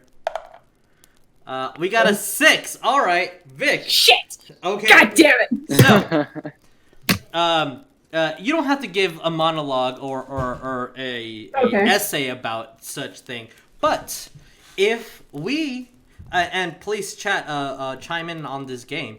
If we can pick what race and class, and if we want to throw in background Vic would be, what would you think he would be? Oh boy. Oh. If we can make Vic a hero, not just necessarily like an NPC, like because let's be honest, all of us would be commoners. Please. Please, I already have NPC energy. Do not make me an NPC. If we could give Vic NPC powers in this fantasy world, however you want to manipulate that, and I mean, sure, if you want to like throw space fantasy in there or a different different system, but I'm gonna stick to D&D because I'm biased. What would you guys say? What would you guys want to throw at him? Fun fact: I selected the dice option because I didn't want to go first. Son of a bitch. So it's what we think. What we think Vic would be. Yeah. As an NPC. Yeah. What would Vic be? I mean, not an NPC. Someone said let him be a bar. I mean, I have seen Vic lose his shit for many reasons. And it's funny because I say wild magic. Dude, wild magic? Okay. Y'all have witnessed me in a rage room. I mean, that is a thing, right? Like, because that's what that's what Jeremiah played in my Lord of the Rings one shot. Yeah. Just explode sometimes. I was just wild card barbarian. I see Vic as a warlock. Okay. Damn it. Vic would absolutely sell his soul to a higher power. Fucking wrong. Stephanie is saying that Vic would be a warlock who sold his soul to make pastries. You're absolutely fucking right. Nailed it. I think, to be honest, I really think Vic would be something like one of the brooder of the races, like going like either strong human or half orc with more human ties than anything. Slightly out of place for personal reasons, but I think he would be a half orc bard with anxiety issues and being extremely talented, but hating talking to people. He knows what to say and how to say it. Excuse me? Vic's like, stop reading me like this. Get the f*** out of my house, dude. All right. I'll see you guys later. Podcast over. I don't know. That's what I'll be. And What college? What college, bro? College of Swords, probably. No, yeah, College of Swords. I would say. I respect that. Maybe a couple of years ago when we met during our cosplay days, I would say College of Glamour. But Yeah, it's fair. with age, you've definitely picked up the hammer versus picking up the makeup brush. All right, Yeah, Goliath fair. College of Swords Bard is what Short Beard to say with the Guild Artisan. That's Baker's Guild Artisan. dope. I like that. That is a great image. Not gonna lie. Hold up, I need to Goliath write some College of notes Swords. down. Guild Artisan. Yeah, Yeah. no, yeah, that's great. That's my guild. I'm the guild of That's bakers. literally- I'm a guild of bakers. That's what I am. That's awesome. I definitely agree with that. Oh, that's so good. Oh man, I'm so glad we're playing this game. It makes This is a all fun the game. happies. This is All right, great. let's I hope let's. these all get drawn at some point. Oh god. If someone can take notes and type this in so we can have it forever saved. All right, As Vic pulls up the laptop, I'm so down for this. All right, let's roll again. We got a 2. Oh, that's Big Fat Loser. That's That's me. you. All right. So, what up, yo? Let's see. I was like, quizzically leave the room to not hear any of. No. Motherfucker, sit right down. I don't want to be biased because rogues are one of my favorites, but no, honestly, I sit here and as much as you are a druid class, We also see on chat Yeah. Sonia's Yeah. Sonic. God, Turtle Stephanie. druid. You are exactly a turtle druid. Yes. Turtle druid. I mean, Jesus, I would fucking also forest actually. druid. I would also say, you know, I guess playing into some things like maybe even like a tiefling druid. A tiefling druid? Is that what you said? Sorry, you cut out. Tiefling druid of wildfire. Ooh, I do like the sound. He's like, Stephanie said that, Wildfire druids are the, badass. They're so cool. an orc druid. Man, we're getting a lot of druids. Fox is say just your it. persona, is what. I I mean, didn't say it Uh-huh. for Vic, but uh-huh. an artificer alchemist reflavored for baking. Hello. I mean, baking is That pretty reminds much me. alchemy. There's a Kickstarter thing. There's a Kickstarter Okay. thing where you can have like Lynn showed it to me. It's like this like one-shot campaign where you play as like either like a chef or a baker class, and there's like spells Yes. related to it. Oh Like my you can summon a gosh. familiar that is a corgi made. Oh my god. Well, alchemist, you could already do like the homunculus servant, and that could be like your sous chef or someone, or like do the icing on the cakes and Oh the my cupcakes. God. I don't know. Yes. That'd be You amazing. can make your Anyway, own bake staff. Excuse me. I am gonna my kitchen staff. Thank you. You're gonna bake your own kitchen staff? I'm so Yes. for this. They'll all be cheap. Fermentation is necromancy, is stated.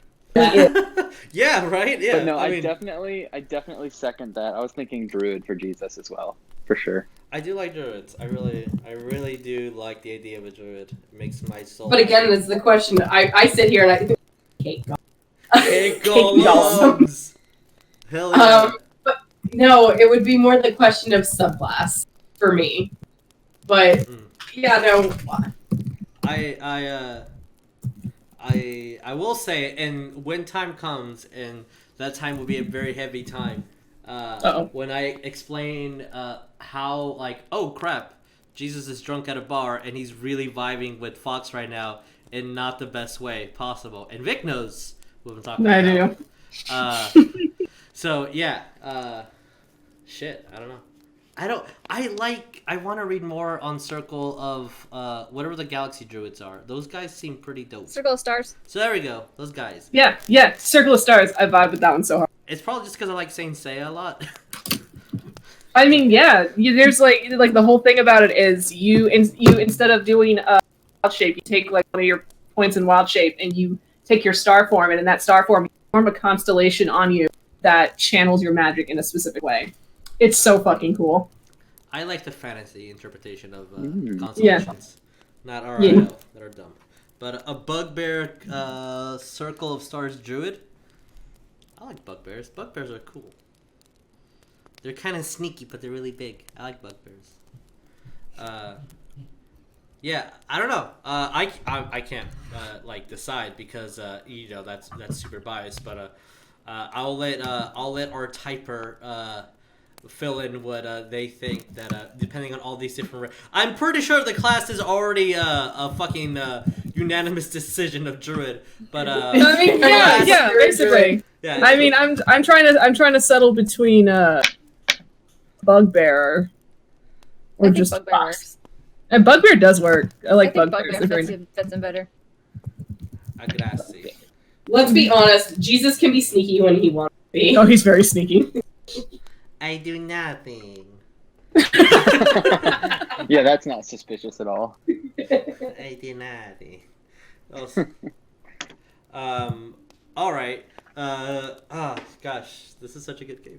All right, let's keep on rolling. And this is fun. Let's be honest. Yeah. All right. Now we're done with the D6, and we're gonna go with the D. Nah, fuck. Let's just keep doing D6s because. Yeah, just keep re-rolling on a double. That is cuatro. 1, 2, 3, 4. That is Stephanie. Just a Steph. That's a Steph. What would you? Triton Cleric of the Tempest. All right, we can't just be the class and race that we're playing right now. Look. There's some chaos to her. There is. I kinda want to say she would be like a long-tooth shifter warlock who gave not necessarily her soul, but arranged to give anything else other than her soul for temporary gain here, and is having as much fun as she can. And at the end of the day, she'd just be like, I didn't fucking lose shit. Bitch, you thought I had a soul?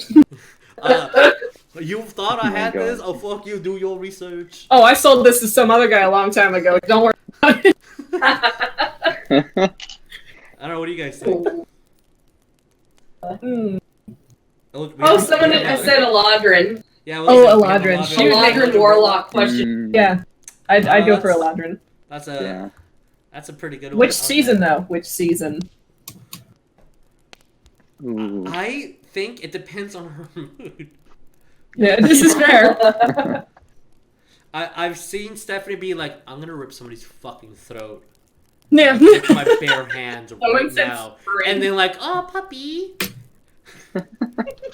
So there you go. She could be a shifter that chooses the form of an Eladrin, and then she just takes on whatever season she wants. Hey, I'm here for it. I'm here for it. Spring can be tricky. Question. Oh. Spring can be tricky. Oh yeah, Eladrins can change seasons on a whim. Yeah. I can't. Cool. Okay, so let's pick Eladrin then. Oh. Glass Warlock of who knows what. I don't even think she knows, nor she would care. Sure. But I don't know. Let's see what she types in chat, as we're just assuming. She loves it. All right, loving this. Good. Is Josh there too? By the way, Steph. Is he there? Is he there? Yoli! Yes, but not. Okay. Plays out. I really think just to kill the electricity with one stone. He's doing something right now.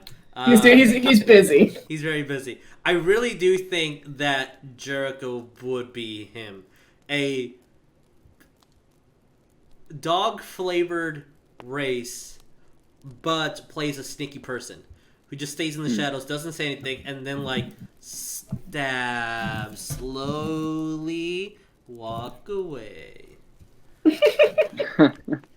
Stated in chat, Archfey makes sense for an Eladrin. I mean, yeah. Okay, I'm totally down with that. Yeah, Josh is Jericho. With the attitude of you. Yeah, it's just That's like fair. He's just a blend of the two. yeah, it's I love this. All right, okay. Let's keep on rolling, Bubba. Let's see. Yeah. This is number 5. 1, 2, 3, 4, And then 5. me. That's a tabby. Tappy. Me. Who would Tabitha be? I have an idea, but I don't want to. I love to hear what people say. I'm curious. I feel people have their theories, but I'll just say that they might. I know the true form. I feel that she would be like a high elf druid circle of spores, maybe. If there was anything that would be closer to a circle of insects, that would be it. That's my thought. She's just spamming insect plague constantly. Please leave. Please leave insect plague. And then it's like, give me all the bobbies. Give me all the bobbies. Come here, bobbies. Give now. Give. Drow, yeah. I think that Drow may be better than High Elf. I was thinking High Elf just because of the Drow mushroom druid. Is there a mushroom druid? That shit sounds dope. That's just circle of spores, bro. Yeah, mushroom druids, man. They sound dope. They are dope. Fucking press F in chat because I just dropped my tablet off the side. Shit. Oof. Drow may be a little bit Is it suited alive? just because Buggies like the dark. Buggies do like the dark. Tabitha. And then you turn on the porch light and they fucking at her. And it scares the shit out of you. Everybody in the people in the chat are pressing F. Thanks. I think Tabitha does come from a society where she would be like, fucking listen to me, men. Fucking do it. Dealing with children all the time, feeling that that's why I said high elf, because like you constantly deal with children. You're constantly babysitting. And I'm pretty sure a drow or a high elf would view anybody else as like, I need to babysit this child. God, I'm like 700 years old and this human, just because he learned how to cast this mystical spell, thinks he knows the universe. Did you mean Ori? I mean, yeah. Ori is the ultimate babysitter. Oh, Oria is definitely a lot of babysitting GGs there. What about the rest of you guys? I know Vic has final word on. I mean, it's not law. But what about the rest of y'all folk?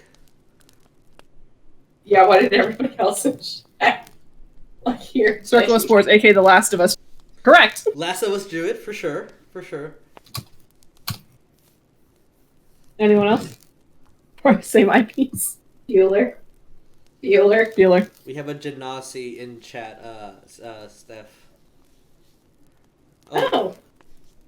Yeah, Earth Ganassi could go well with. I can see that for sure, dude. I agree with that. Yeah. Oh man. Okay. All right. Let's we have an angel. We have legs.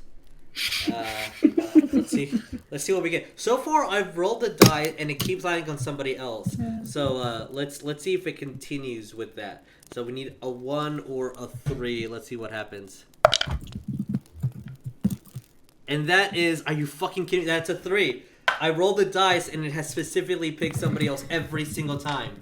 Oh my god. Alright, so what do you think Lynn would be? I honestly, okay, first off, anyone that says halfling or dwarf can go F themselves. She will fucking cut you in the ankle, I swear. Okay, alright, so gnome is on the table. No! Gnome is still on. I'm not that bad. Let's see. What would Lynn only lives in my pocket. I've heard stories from Vic about how when the day happens and all society collapses and the plague becomes IRL, we should either flee from Lynn or move in with Lynn because give Lynn a knife and the street's dead. Yeah. So what would Lynn be? Man, I feel like I should have done like a little bit of premeditation with these. With some of these. Kobolds are still on the table. For the record, Cobalt's on the table. Oh. Lynn does think like shiny things. I'm not vicious. I actually, Lynn would be a Lynn Dragonborn. Dragonborn Bard / Rogue. I agree on the rogue part. I was gonna say rogue class. So Lynn, hear me out. Hear me out, bro. If you were a heroic class, I actually think not Stone Child, but a Stone Giant, based on artistic skills and what that means to the society of the Stone Giants. Your art is your definition. Your art is your magic. Your art is what thrives and gives you a blight. As to what class, Would that be a bard? I think bard could work as well, but I think the I'm going to stay in my hole and I'm going to draw and do not just a style of art, but multiple styles of art, from realism to semi to cartoon to the zest, to memes, The zest. to the zest, I must be like the old masters. So you sit in that corner, but as soon as someone turns on the light and sees the Doritos and the Mountain Dew, you just grab a gigantic boulder infused with magic and throw it at them and yell at them to leave. For the record, it's not Doritos, it's Raisinets. Oh, excuse me, apologize. I I'm don't want thinking Thank you. Ganassi Bard, but I don't know what Ganassi, what type. that works too. I don't know It's you a- well no, enough to I know figure what it the is. type. I know it. Oh no! Okay, I don't okay. know. Oh, okay. Water Ganassi. Ah. Ooh, you're right. I am right. It's all I am right. big And lip it's Not that pocket. I am right. I am right. Here in chat, Lynn, Goliath Stone Giant can Mastermind Rogue / College of Bard. I love how everyone's giving me the tallest races.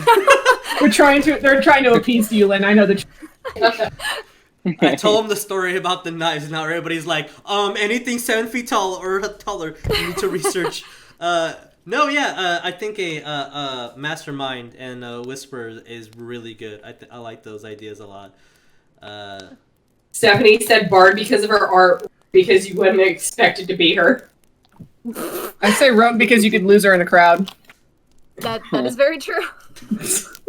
Not because she's short. That's not the reason why. I mean, I'm not saying it out loud, but it could be. I'm also not saying. Oh shit, that's good. Lynn can't hold me at knife point. I'm safe. I'll Looks just at pop you in the pocket. back of the knee. That's fair. Both Lynn and Matt Whatever fell happened from to that? ceiling. Whatever happened to that? Just say whatever happened to that half orc at the roadhouse. That's gonna happen to me, face first. Oh shit. Just go to sleep, bitch. Oh my God. Snap. Yep. All right, and so we have the last person in our group. What do we think? Like, it has to be a pretty race and a thespian, something along those lines. He's a null. No. So, I'm a no, ouch. I'm okay. What? They're giant puppies. Sure. I love you gnolls a lot, but they're not puppies. They're puppies. I'm thinking Asmir for race. Asmir? Asmir for race. I can dig it. Now I can dig let's it. see what class. I don't want to just go paladin or cleric. I don't think that 100%. Dude, like, bro's a bard. Bro could be. I think bro is a bard. Broski's a bard. Broski's a bard. I'm a Sorry. bard. You're a bard. Anytime something with high charisma for sure. Anytime we put a thumbnail and it's Colton's face, we have more views. I know, it's a wild thing. I don't know what it could be. Oh my god. Lynn could be a satyr. That's okay. I'll take that. That's what that extra clapping is in the background. Those are her hooves. That's her hooves, bitch! I think Bard does work best for Colton as well. Ooh. I literally say that because the other day he was just like, guys, I finished my song. I finished my song. Look at Yeah. this lantern I made. True. Hey, look at this cosplay. Look at my fucking Yeah. I think when I first added you on Facebook, it was like, motherfucker, you model? What the fuck's up with this goddamn gorgeous shot? Someone in the chat even did mention definitely awesome celestial warlock, and then someone glamour bard. Glamour Bard. Glamour Bard. Yes. Freaking College of Oh my Glamour. gosh. College of Glamour. Yep. College of Glamour That's is a fun college. I like College That's of gonna- Opera personally. If I was gonna play a have to be bard, my next character there. I know if I'm playing. Master, Bard, College of Glamour. Oh my gosh, yes, please. Write that down. All I know is that build a bard. I'm definitely making that bard College of Opera. Yes. Need to appease the theater child in me. Simar. Class. Bard. College of Glamour. Boop. There we go. I think that's everyone. I think we got them all. Wow, it got surprisingly quiet because Jesus had to mute himself. That's so. What's up, guys? As How's we it going? try to entertain before he gets back. Maybe I should make my. Oh my god, that Kobold Bard build, where they have the traditional Kobold throat singing. Oh my. God. You joke now, but the many campaigns down the line will be like, oh no. Rihanna's a Kobold Bard. I appreciate that. Cobalt Soul. No, say that 3 times fast. Oh my god. Peppercorn Peppercorn the second. That hurts my. Oops. Spoke too soon, guys. Too soon. Too It's soon. been so many So- weeks, but it's been too It's only been like 4 weeks, guys. So here's the thing. When When I uploaded the video onto YouTube after watching Peppercorn. Peppercorn Electric Boogaloo. YouTube now is like, hey, there's all these YouTubers named something along the lines of Peppercorn blank or blank Peppercorn or just Peppercorn, different spellings. You should like them. I'm like, what the fuck, YouTube? Like, what up, bro? Like, way to do me that way.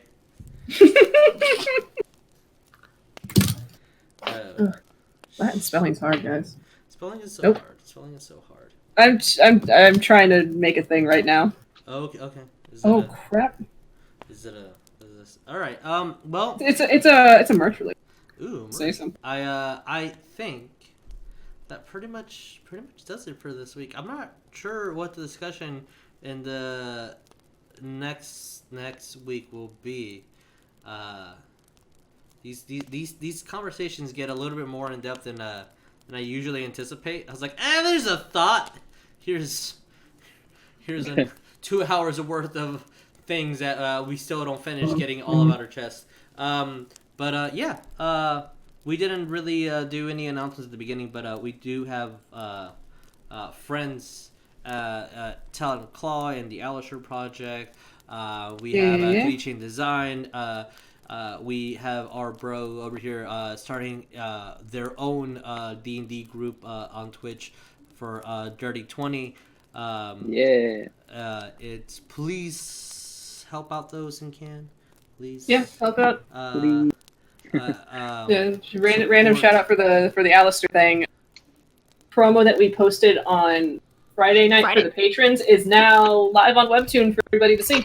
Ooh. Oh, sweet. So it is now public, and go look at it, and it's beautiful. It's amazing. So pretty. So pretty. So pretty. It's great. But all of our bros' information and links will be down below, etc.